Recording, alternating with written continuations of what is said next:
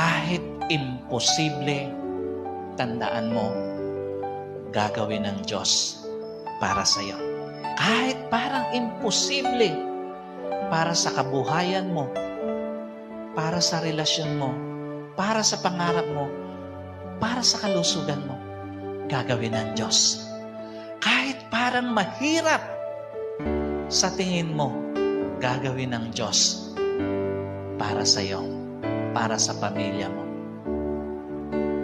This morning, maniwala ka. Walang hindi kayang gawin ang Diyos para sa iyo. Maniwala ka. Today is the day of your freedom. Palalayain ka ng Diyos sa isang relasyon na hindi mo deserve. Today